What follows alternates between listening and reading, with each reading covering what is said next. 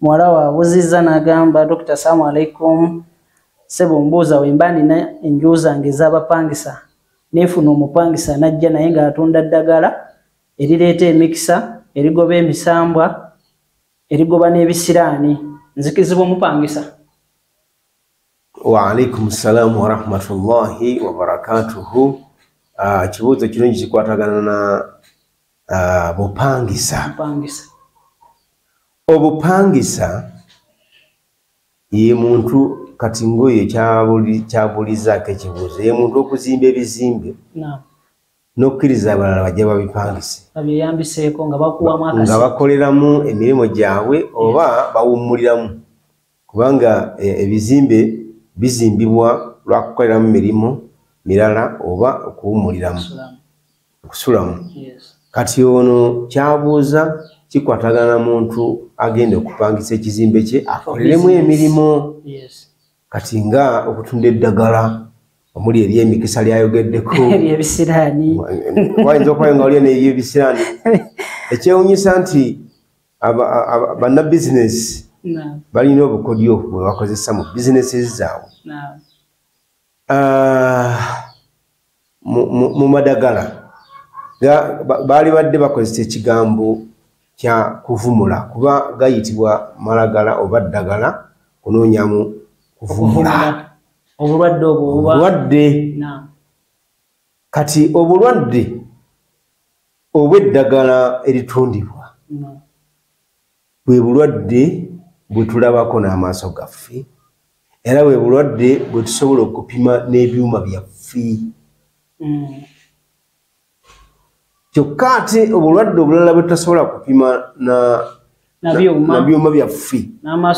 oba n'amaaso gaffe nga tubulabako nti yes kati ng'obulwadde katugeze obulwadde bw'ensaalwa tosobola bulaba era tewali kyuma kipima nsaalwa kubanga ensaalwa tegira kitepimwa byuma byaffe era terabika n'amaaso gaffe. Obulwadde gye buli obulwadde ng'obw'emizimu emisambwa amajini obwo nabwo tebulabwako sobola kulaba muntu nti ejjini liryo limutuddeko olyekati era tosobola kubupima na byuma byaffe n'omanya nti ono aliko amajini. Obulwadde bw'ebisiraani ekigambo kisiraani abantu tekikozesa nnyo naye bwe bagamba nti kisiraani kyeki obwo nabwo obulwadde tusobola kugira ki tusobola kubulaba. Kati njagala okutegeeza abatuwuliriza nti obulwadde ffe tusobola okujjanjaba nga tukozesa ddagala lino lye tulabako bwe bulwadde era bwe tugira ki bwe tulabako tusobola okubujjanjaba naye obulwadde bwe tutalabako obwo tetusobola kubujjanjabisa ddagala lino obwo ate bulina ddagala nga nalyo liri special kwobwo kati nga okusoma rukuya. Eryo nalyo ddagala rukuya nalyo eddagala era baliyita rukuya. Kigambo rukuya kitegeeza ddagala erivumula. Nti kigambo kya kiri mu Luwarabu. Kitegeeza rukuya kitegeeza ddagala erina kujjanjaba erina kuvumula. N'ekirwadde ekyo ekitalabwako era kyasobola kupimwa na byuma bingi. Kati kyova olaba nti abantu twafuna omukisa mu ddiini yaffe y'Obusiraamu. Obusiraamu bwatuwa eddagala erya rukuya nga ge maduwa abantu ge tulina okwesabira entakera ku makya n'akawungezi nga neebaka. Tulina ezo edduwa tulina n'essula ezimu nga tekyetaaga lunaku kukuyitako nga tozisomye olw'ensonga nti bw'oba ozisomye ze zikukolera rukuya ze zikukolera omuvumulo singa obeera ozisomye n'ofuna ebirwadde ebitalabwako kuba ezo z'edduwa zikola bwe ziti zikola emirimu ebiri. Mulimu ogusooka zikukingiriza ebirwadde ebyo obutakugiraki obutakutuukako oba tonaba kubifuna ate bw'oba obifunye nga bikulumbye zikugobako ebirwadde ebyo nezibifulumya mu mubiri gwo kati omubiri neguddayo negubera muki negubera mulamu kati eri eddagala abantu bangi balitegeera mu ntegeera etali namulukufu yes abamu olwokuba nti basooka bannaawe okulisoma omala kubawa ssente era mbadengera kubuza second yo si business omala kubawa ssente of course business omala kubawa ssente nga abantu bekuganyiza bangi bali awo naye ng'ate si bwe kyali badde nti twali badde abalimanyi bw'oba olimanyi twali badde tufaayo nnyo okuvumula abantu bwe bawona biidinillah kati kye baba batuwadde tekirina buzibu tusima nakyo sikubasalira oba omusalira oba ozze mu bizinesi ebigambo bye tusoma mu ndwadde ng'ezo bigambo babituwa bwereere Allah yabituwera ku bwereere n'omubaka waffe Muhammad sallallahu alaihi wasallam yabituwera ku bwereere tewaliiwo kye baatusaba tuteekeyo tulyoke tubisome ate naffe twali badde nga tukozesa enjiri yemu eyo nga bwe twabifunanga byabwereere ate nga naffe tusaddaake kale tuweefunemu empeerere naye bwe baba nga balabye effort yaffe gye tukozesa ate nabo ne balaba impact bafunye ekigendererwa ekiruubirira ateredde n'asiima n'akwekoko n'akwembuzi n'akuwa ssente tekirina buzibu era mu mbeera eyo abeera atutte ekirabo ekimuweereddwa olw'okujjanjaba kikkirizibwa. Kati ono ow'ekibuuzo kino akkirizibwa omupangisa ono kyembadde njagala okutuukako nti omupangisa oyo obupangisa bwe butuufu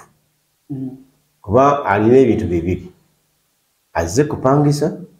ate akole n'emirimu wazze okupangisa kati ekibuzo kati biri bibiri